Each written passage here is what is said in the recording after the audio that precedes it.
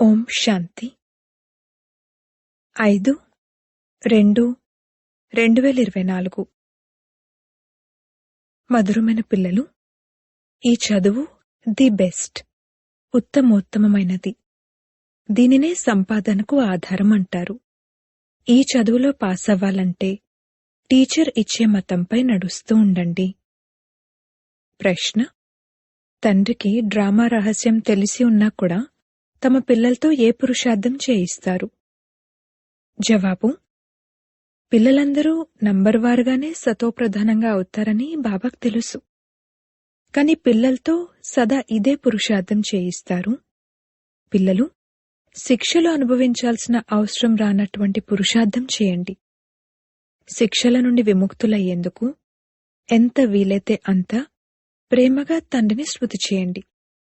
నడుస్తూ, తిరుగుతూ, లేస్తూ, కూర్చుంటూ స్మృతిలో ఉండండి. అప్పుడు ఎంతో సంతోషం ఉంటుంది.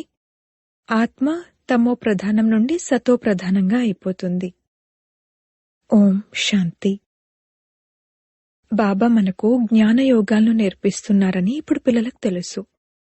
తమ యోగం ఎలా ఉంది అనేది పిల్లలకే తెలుసు. ఇంతకుముందు పవిత్రంగా ఉన్న మనమే ఇప్పుడు అపవిత్రంగా అయ్యాము. ఎందుకంటే 84 జన్మల లెక్కైతే కావాలి కదా. ఇది 84 జన్మల చక్రం. ఇది కూడా ఎవరైతే 84 జన్మలు తీసుకుంటారో వారే తెలుసుకుంటారు. పిల్లలైన మీకిది తండ్రి ద్వారా తెలిసింది. ఇప్పుడు ఇటువంటి తండ్రి చెప్తుంది కూడా నమ్మకపోతే మరి ఇంకెవరు చెప్పింది నమ్ముతారు? తండ్రి మతం లభిస్తుంది. ఏమాత్రమూ నమ్మని వారు కూడా ఎందరో ఉన్నారు. కోట్లలో ఏ ఒక్కరూ నమ్ముతారు. తండ్రి శిక్షణ కూడా ఎంత స్పష్టంగా ఇస్తారు. నంబర్వార్ పురుషార్థానుసారంగా పిల్లలను మీరే స్వీకరిస్తారు. అందరూ ఒకే విధంగా స్వీకరించరు. టీచర్ చెప్పే చదువును కూడా అందరూ ఒకే విధంగా స్వీకరించరు లేక చదవరు. నంబర్వారుగా కొందరు 20 మార్కులు తీసుకుంటారు, కొందరు వేరే మార్కులు తీసుకుంటారు, కొందరైతే ఫెయిల్ అయిపోతారు. ఫెయిల్ ఎందుకు అవుతారు? ఎందుకంటే టీచర్ మతంపై నడవరు. అక్కడ అనేక మతాలు లభిస్తాయి, ఇక్కడ ఒకే మతం లభిస్తుంది. ఇది అద్భుతమైన మతం. తప్పకుండా తాము 84 జన్మలు తీసుకుంటారని పిల్లలకు తెలుసు. తండ్రి అంటారు, నేను ఎవరిలోనైతే ప్రవేశిస్తాను. ఈ విధంగా ఎవరన్నారు? శివబాబా అన్నారు. నేనెవరిలోనైతే ప్రవేశిస్తానో, ఎవరినైతే భగీరథుడు అని అంటారో వారికి తమ జన్మల గురించి ఇంతకుముందు తెలీదు. పిల్లలను మీకు కూడా ఇంతకుముందు తెలీదు. మీకిప్పుడు అర్థం చేయిస్తాను. మీరు ఇన్ని జన్మలు సతోప్రధానంగా ఉండేవారు. ఆ తర్వాత సతో రజో తమోలలోకి వస్తూ కిందకు దిగిపోతూ వచ్చారు. ఇప్పుడు మీరిక్కడకు చదువుకునేందుకు వచ్చారు. చదువు అనేది సంపాదన. సంపాదనకు ఆధారం. ఈ చదువు ది బెస్ట్, ఉత్తమోత్తమమైనది. ఆ చదువులో ఐసిఎస్ ది బెస్ట్ అని అంటారు. ఒకప్పుడు 16 కళల సంపూర్ణులైన దేవతలుగా ఉన్న మీలో ఇప్పుడు ఏ గుణాలు లేవు. నిర్గుణున్నైన నాలో ఏ గుణమూ లేదు అని గానం చేస్తారు. అందరూ ఇలానే అంటూ ఉంటారు. సర్వత్రా భగవంతుడున్నారు, దేవతల్లో కూడా భగవంతుడున్నారు అని భావిస్తారు. అందుకే ఆ దేవతల ముందు కూర్చుని నిర్గుణున్నైన నాలో ఏ గుణమూ లేదు, మీరే దయ చూపించాలి అని అంటారు. బాబా దయాసాగరుడు, దయాళువు, మనపై దయ చూపిస్తారు అని గానం చేస్తారు కూడా. ఓ ఈశ్వర, దయ చూపించు అని అంటారు. తండ్రిని పిలుస్తారు. ఇప్పుడు ఆ తండ్రే మీ ఎదురుగా వచ్చారు. ఇటువంటి తండ్రి గురించి ఎవరికైతే తెలుసో వారికి ఎంత సంతోషముండాలి. అనంతమైన తండ్రి మనకు ప్రతి 5000 సంవత్సరాల తర్వాత మళ్లీ మొత్తం విశ్వరాజ్యాన్ని ఇస్తారు. కావున ఎంత అపారమైన సంతోషముండాలి. శ్రీమతంపై మనం శ్రేష్టాతి శ్రేష్టంగా అవుతున్నామని మీకు తెలుసు. ఒకవేళ శ్రీమతంపై నడిస్తే శ్రేష్టంగా అవుతారు. అర్థకల్పం రావణుడి మతం నడుస్తుంది. బాబా ఎంత బాగా అర్థం చేయిస్తూ ఉంటారు. మీరు 84 జన్మలు తీసుకున్నారు. మీరే సతోప్రధానంగా ఉండేవారు. ఇప్పుడు మీరు మళ్లీ సతోప్రధానంగా అవ్వాలి. ఇది రావణ రాజ్యం. ఎప్పుడైతే ఈ రావణుడిపై విజయాన్ని పొందుతారో అప్పుడే రామరాజ్యం స్థాపనవుతుంది. తండ్రి అంటారు, మీరు నన్ను గ్లాని చేస్తారు. తండ్రి పేరును మహిమ చేయడానికి బదులుగా గ్లాని చేస్తారు. తండ్రి అంటారు, మీరు నాకు ఎంత అపకారం చేశారు. ఇది కూడా డ్రామాగా తయారు చేయబడి ఉంది. ఇప్పుడిక ఈ అన్ని విషయాల నుండి బయటకు రండి, ఒక్కరినే స్మృతి చేయండి అని అర్థం చేయించడం జరుగుతుంది. సత్యమైన సాంగత్యం 21 జన్మలు తీరాన్ని చేరుస్తుంది అని అంటారు. మరి ముంచిందెవరు? మిమ్మల్ని సాగరంలో ఎవరు ముంచారు?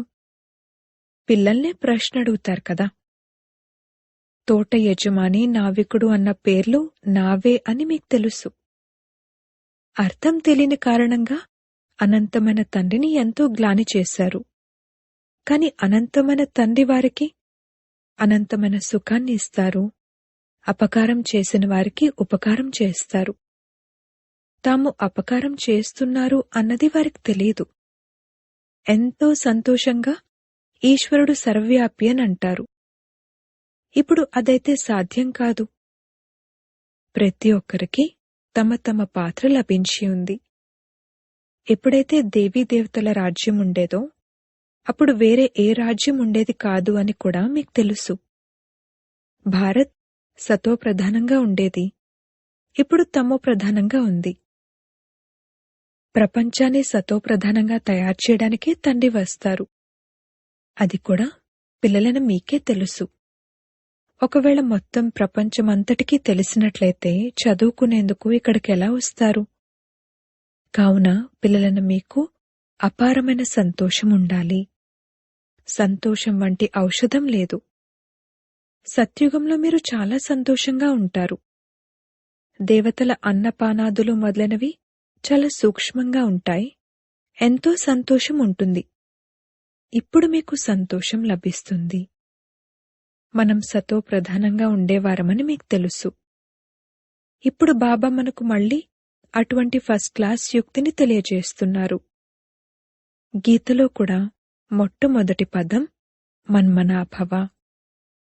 ఇది గీతా అధ్యాయమే కదా. గీతలో శ్రీకృష్ణుడి పేరు వేసి మొత్తం తికమకపరిచేశారు. అది భక్తి మార్గము. తండ్రి కూడా జ్ఞానాన్ని అర్థం చేయిస్తారు. ఇందులో ఘర్షణ విషయమేమీ లేదు. కేవలం తమోప్రధానం నుండి సతోప్రధానంగా అవ్వాలి. ఇది తమోప్రధాన ప్రపంచం. కలియుగంలో చూడండి, మనుషుల పరిస్థితి ఎలా అయిపోయిందో. లెక్కలేనంతమంది మనుషులైపోయారు. సత్యుగంలో ఒకే ధర్మం, ఒకే భాష మరియు ఒకే కొడుకు ఉంటారు. ఒకే రాజ్యం నడుస్తుంది. డ్రామా ఈ విధంగా తయారై ఉంది. కావున ఒకటేమో సృష్టిచక్ర జ్ఞానం, ఇంకొకటి యోగం. జ్ఞానం యొక్క ధుర్య మరియు హోలీ. తండ్రి అర్థం చేయిస్తున్న ముఖ్యమైన విషయమేమిటంటే, ఈ సమయంలో అందరిది తమోప్రధాన శిథిలావస్థ. వినాశనం ఎదురుగా నిలబడి ఉంది. ఇప్పుడు తండ్రి చెప్తున్నారు, మమ్మల్ని పావనంగా తయారు చేయడానికి రండి అనే మీరు నన్ను పిలిచారు. మీరు పతితంగా అయిపోయారు. పతిత పావన అని నన్నే అంటారు. ఇప్పుడు నాతో యోగాన్ని జోడించండి. నన్నొక్కరినే స్మృతి చేయండి. నేను మీకంతా రైటే వినిపిస్తాను. ఇకపోతే జన్మ జన్మాంతరాలు మీరు అధర్మయుక్తంగా అవుతూనే వచ్చారు. సతోప్రధానుల నుండి తమోప్రధానులుగా అయిపోయారు. తండ్రి పిల్లలతో మాట్లాడుతున్నారు, మధురమైన పిల్లలు, ఇప్పుడు మీ ఆత్మ తమోప్రధానంగా అయింది. అలా ఎవరు తయారు చేశారు? పంచవికారాలు. మనుషులు ఎన్ని ప్రశ్నలు అడుగుతారంటే దాంతో అసలు బుద్ధిని పాడు చేసేస్తారు. శాస్త్రవాదం చేసినప్పుడు పరస్పరం పోట్లాడుకుంటారు. ఒకరినొకరు కర్రలతో కొట్టుకుంటారు కూడా. ఇక్కడైతే తండ్రి మిమ్మల్ని పతితం నుండి పావనంగా తయారు చేస్తారు. ఇందులో శాస్త్రాలేం చేస్తాయి? పావనంగా అవ్వాలి కదా. కలియుగం తర్వాత మళ్లీ సత్యుగం తప్పకుండా రానున్నది. సతో ప్రధానంగా కూడా తప్పకుండా అవ్వాలి. తండ్రి అంటారు, స్వయాన్ని ఆత్మగా భావించండి. మీ ఆత్మ ఎప్పుడు తమో ప్రధానంగా అయింది కావున శరీరం కూడా తమో ప్రధానమైందే లభిస్తుంది. బంగారం ఎన్ని క్యారెట్లతో ఉంటుందో ఆభరణం కూడా అలాగే తయారవుతుంది.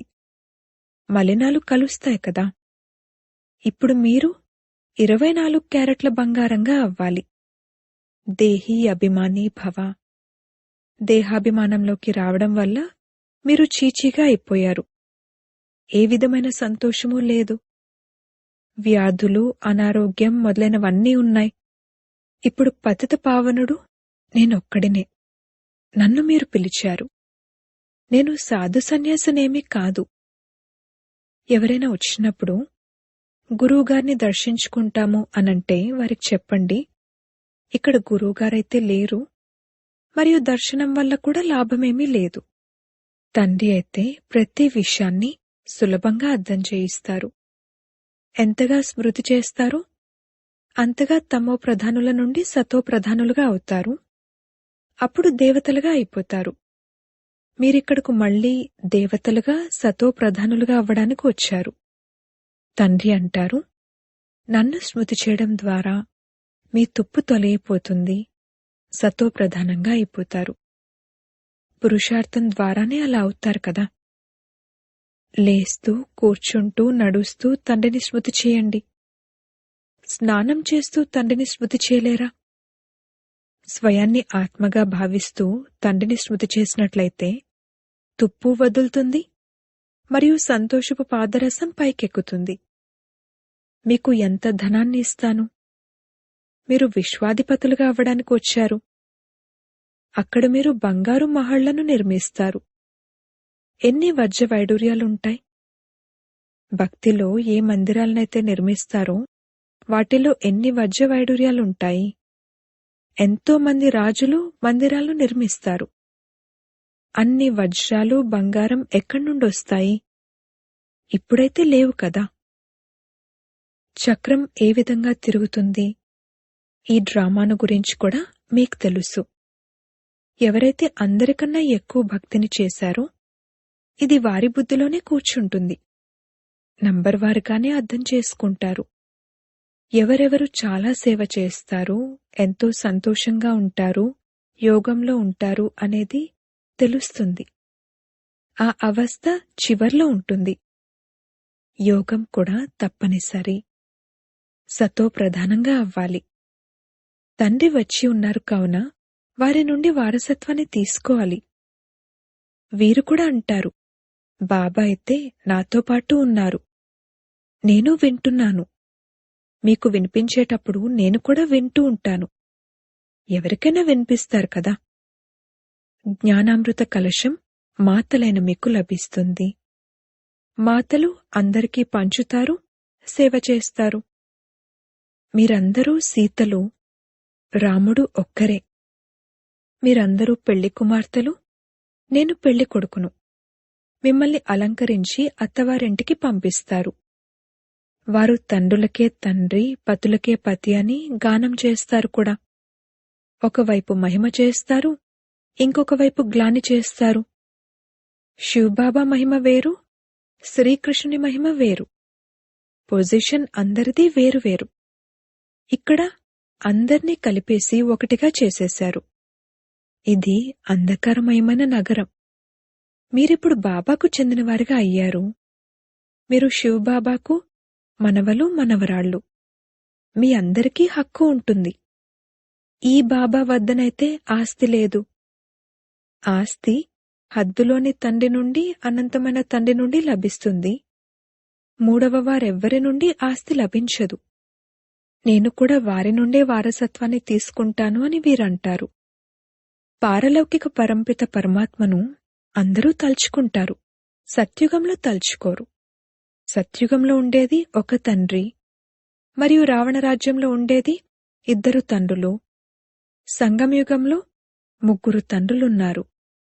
లౌకిక, పారలౌకిక మరియు మూడవవారు అద్భుతమైన అలౌకిక తండ్రి. వీరి ద్వారా ఆ తండ్రి వారసత్వాన్ని ఇస్తారు. వీరికి కూడా వారి నుండి వారసత్వం లభిస్తుంది. బ్రహ్మను యాడమ్ అని కూడా అంటారు. వారు గ్రేట్ గ్రేట్ గ్రాండ్ ఫాదర్. శివుణ్ణైతే ఫాదర్ అనే అంటారు. మనుషుల వృక్షం బ్రహ్మ నుండి ప్రారంభమవుతుంది. కావుననే వారిని గ్రేట్ గ్రేట్ గ్రాండ్ ఫాదర్ అంటారు. జ్ఞానమైతే చాలా సహజమైనది. మీరు 84 జన్మలు తీసుకున్నారు. అర్థం చేయించేందుకు చిత్రాలు కూడా ఉన్నాయి. ఇప్పుడు ఇందులో తలకిందుల ప్రశ్నలు అడగాల్సిన అవసరం లేదు.